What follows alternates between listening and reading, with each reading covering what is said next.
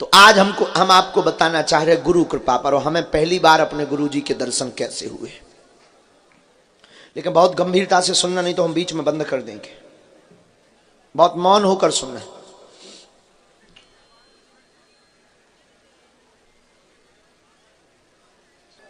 पहली बार जब हमको श्री सन्यासी बाबा के दर्शन भये, तब हमारी अवस्था लगभग 12-13 साल की। पहली बार में आहा,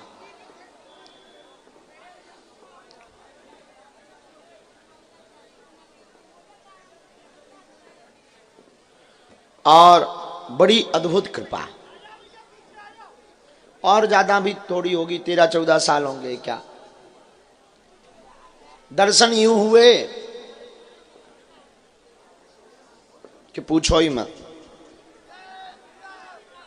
यज्ञ हुई,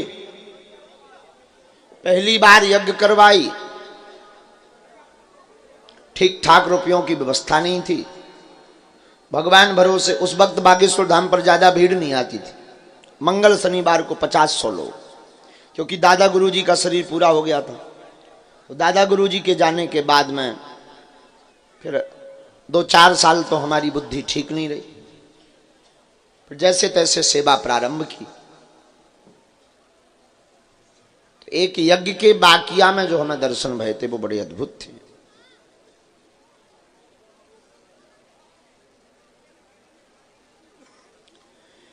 यज्ञ को हमें करना था। पहली यज्ञ, कोई अनुभव नहीं, लोग जुड़े नहीं थे, आर्थिक स्थिति हमारी ठीक नहीं थी, और हमने बिना विचार किए गुरुजी को प्रसन्न करने के लिए यज्ञ ठान ली। आसपास के गांव में पर्चा छपवा दिए, पर्चा बट गए, यज्ञ प्रारंभ ही हो गई। एक सेठ साहूकार हमारे बड़े प्रिय थे, हमने उनको उधार कहा कि आप हमें उधार कुछ दे दीजिए, यज्ञ से जो भी वापस आएगा हम आपको चुका देंगे।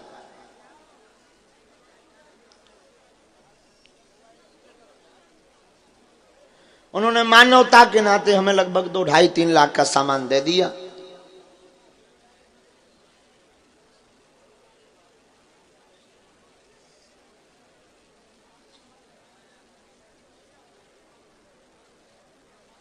सामग्री को हमने जो है रख लिया, यज्ञ प्रारंभ कर दी, दिव्यता के साथ यज्ञ होने लगी। रामलीला भी चित्रकूट से आई थी, कथा हम स्वयं कर रहे थे। आचार्य जी बनारस से थे, खूब ब्राह्मण 18 पुराण बांच रहे थे, 18 पुराण करवाए। जब यज्ञ का विराम दिन आ गया तो गांव वालों ने बैठक की कि महाराज जी पूरी सब्जी का भंडारा करेंगे। अब और बड़ी आफत, बूंदी की व्यवस्था हम कर चुके थे, राम जी की जेब वैसे ही खाली। आदत हमारी पहले से ही रही कि हमने कभी मांगा नहीं, और मांगने के पीछे हमारा सिद्धांत ये रहा कि इन दुनिया वालों से क्या मांगना, ये स्वयं भिखारी हैं, ईश्वर से ये मांगते हैं, तो हम क्यों ना उसी ईश्वर से मांगे जिनके पास ये मांगने जाते हैं। देखो दुनिया में, माफ करिएगा, सब भिखारी है। अंतर इतना है, कोई मंदिर के बाहर भीख मांग रहा, कोई मंदिर के अंदर भीख मांग रहा। मन में आया कि अब क्या करना।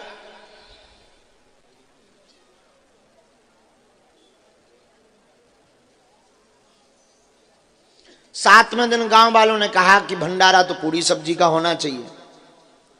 परेशान हो गए, व्यवस्था करनी है, कैसे होगी, विचार कर ही रहे थे। सुबह ब्राह्मणों की दक्षिणा भी देनी है। सेठ को कहा कि भाई कुछ और उधार सामान दो, अब तो रिफाइंड आदि उधार चाहिए, आटा भी चाहिए, सब्जी भी चाहिए। उसने मना कर दिया कि आपने पहले वाले चुकाए नहीं।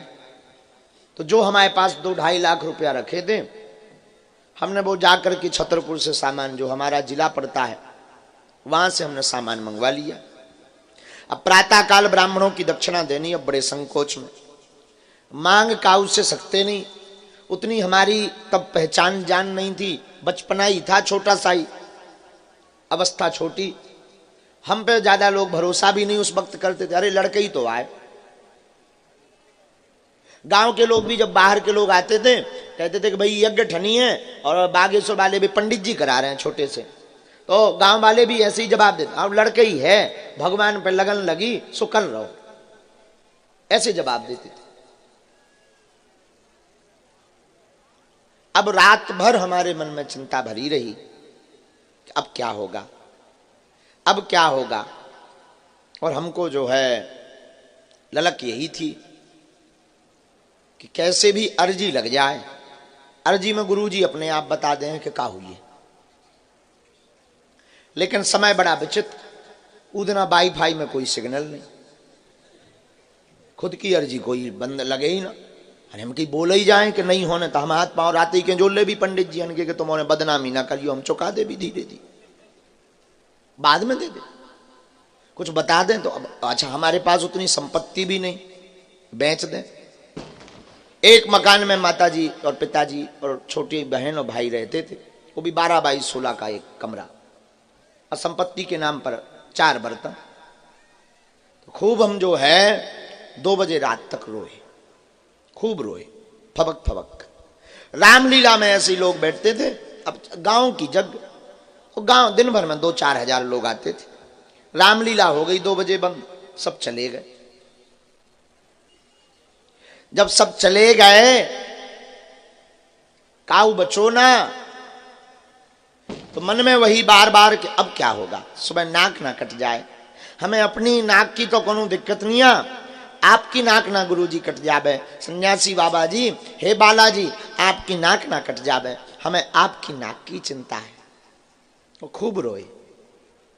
लेकिन हनुमान जी भी बड़े अद्भुत, गुरुजी भी हमारे बड़े विचित्र, एक भी अर्जी का संदेशा नहीं, ये तक नहीं भीतर मन में प्रेरणा कि चिंता मत करो। नहीं तो कई बार जैसे प्रेरणा लग जाती, ठीक चिंता मत करो, जैसे जवाब उन्हें नहीं देना तो वो इतना जवाब दे देते हैं, ठीक है चिंता मत करो, सो तसल्ली हो जाती कि इनकी ध्यान में है।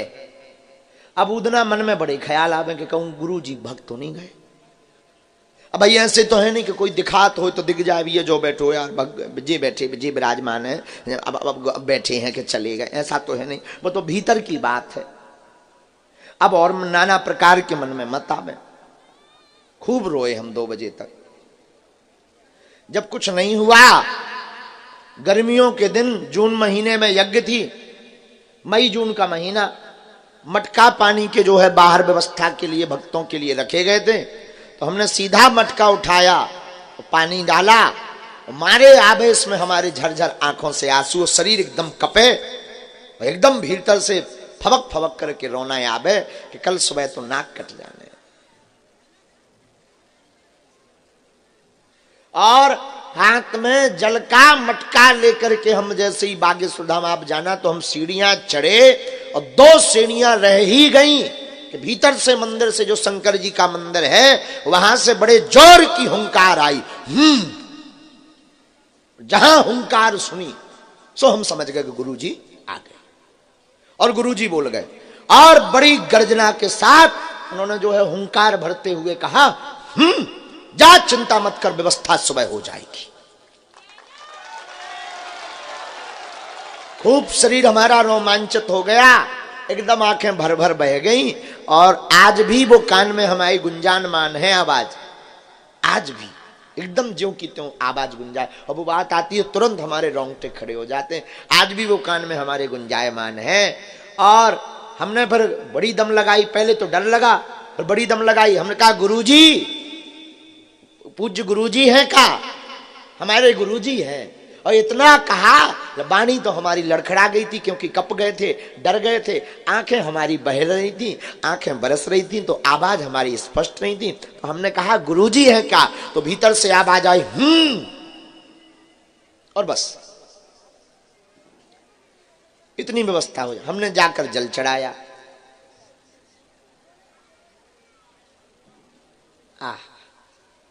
जल चढ़ाकर आकर 3 बजे के लगभग, इसके बीच की जो घटना है वो बताने योग्य नहीं है। सरकार का जो हम अपने से नहीं बताएंगे। हमारी ये हाथ देखिएगा, लगभग इतनी हाथ मोटी खड़ाऊ हमारे गुरुजी पहनते हैं, इतनी मोटी, इतनी मोटी बढ़िया लाल लकड़ी की खड़ाऊ, और हाथ में लगभग 4-5 फुट का चमीटा, वो 6-7 फुट का गौर वर्ण, एकदम गोरा चेहरा और कोई बाल नहीं, वो सुंदर कमल जैसी मुस्कुराहट, एकदम लाल लाल होंठ और गाल एकदम भरे भय, और एकदम ऐसे चमीटा लेकर बड़ी मीठी मुस्कान। ऐसे हमें श्री गुरुदेव भगवान के दर्शन भय, और 1.5 घंटे हम बेहोश रहे।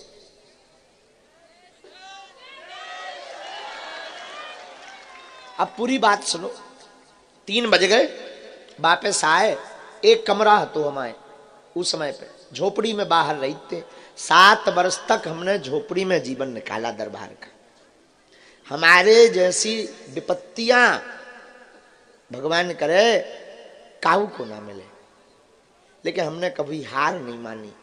हमारे पास गुरु कृपा होने के बाद, शक्ति बल होने के बाद भी हमने कभी विचार नहीं किया कि हमारा वैभव हो, और अभी भी विचार नहीं। वो तो आप लोग आते हो, गुरु जी ये पहन लो, आप अच्छा लगेगा, हम पहन, गुरु जी इस पे बैठ जाओ, सो बैठ जाते हैं। हमारी निजी कोई इच्छा नहीं है, हमारी निजी एक ही इच्छा है कि जो यहां पे आवे वो मुस्कुरात बह जावे।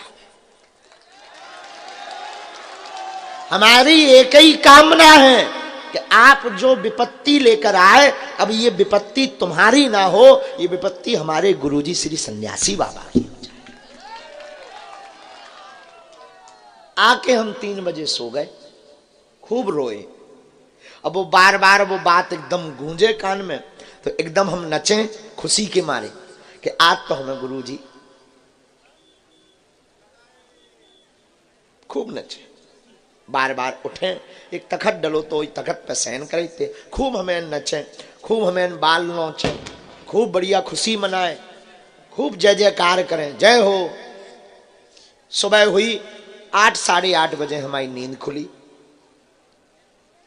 लेट उठे, सो के उठे रोज के अनुसार। सामने पीपल का पेड़ लगा है जहां हमारा कमरा बना था, आज भी पीपल का पेड़ है सामने ही। वहीं पीपल के पेड़ के नीचे हमारी आसन जमी थी। उस वक्त सबको वहीं हम मिलते थे, दर्शन करते थे हम सबके ब्राह्मणों के। तो सुबह जो घटना भई वो बड़ी अद्भुत भई कि हम जब प्रातः काल वहां बैठे तो एक बोलेरो गाड़ी आई, और बोलेरो गाड़ी में एक सज्जन जो है व्हाइट शर्ट पहने और काला पैंट पहने आए। हमें आज भी याद, व्हाइट शर्ट और काला पैंट। तो सब लोग ऐसे बैठते थे, तो हम सबको मिला, हाँ भाई ठीक हो, भंडारा पा लिया, यज्ञ कैसी चल रही है, ब्राह्मण आचार्य कैसे, किसी को कोई असुविधा तो नहीं, ये रोज की बातें होती थी। वो सज्जन आए तो जब सबको लाइन से मिल रहे थे तो वो भी मिले, उन्होंने बैग लिया और बगल में रख दिया। सरकार ये जो है कुछ दक्षिणा है, ऐसा नहीं कहा, हाँ सरकार हम कुछ भेंट लाए हैं।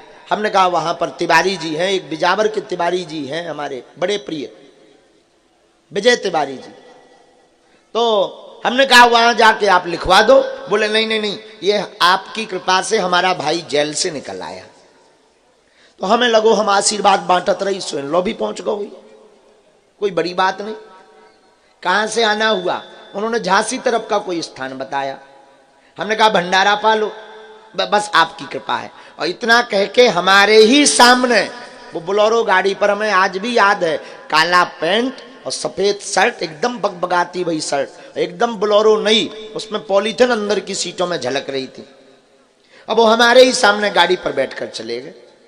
हमने कोई ज्यादा दिमाग नहीं दिया, हमें लगा कि हो गए कोई कपड़ा पड़ा, सॉल ऑल दे गए होंगे, नारियल दे गए होंगे। जब अंदर ले गए, तिवारी जी को कहा चलो ये बैग कमरा में रख दो। अंदर गए, और अब मन में तो कोई हमारी दिक्कत ही नहीं थी, रात के गुरुजी ने कह दिया था व्यवस्था हो जाएगी। तो हम फिर किंतु परंतु मगर गुरु आज्ञा पे क्या करना, हो ही जाएगी। हमें ये लग रहा था कोई दानी दाता आएगा और पैकेट देगा,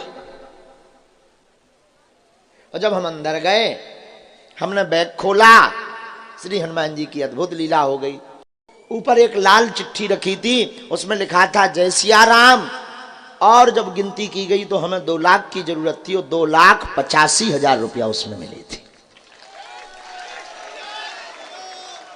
देने वाला देकर चले गए, पर खूब रोए कि बताओ हमारे कारण श्री हनुमान जी को कितनी लीलाएं करनी पड़ती, गुरु जी को कितनी लीलाएं करनी पड़ती हमारे कारण। अब हम ना उनको परिचय, ना हम इतना बड़ा दरबार लगाते थे, ना कोई ऐसी जान पहचान, ना हमने ऐसा कोई पर्चा बनाया कि जाओ तुम्हारा भाई जेल से निकल आएगा। तो ये घटना जो हमने आपको, ये घटना काहे को, जीवन का जो गोल्ड टाइम था जो हमने आपको बताया, जब हमारे जैसे नालायक, हमारे जैसे मूर्ख, हमारे जैसे अज्ञानी पर, हमारे जैसे धूर्त पर श्री हनुमान जी ऐसी कृपा कर सकते कि नियम तोड़कर कोनो भी रूप में आ सकत। हमारे भैया हरो, तुम भी उन्हीं बालाजी के चरणन हाँ पकड़ो, तुम भी भजन करो, उन्हें पकड़ो, पर्चा बने या ना बने, कृपा हो जाए।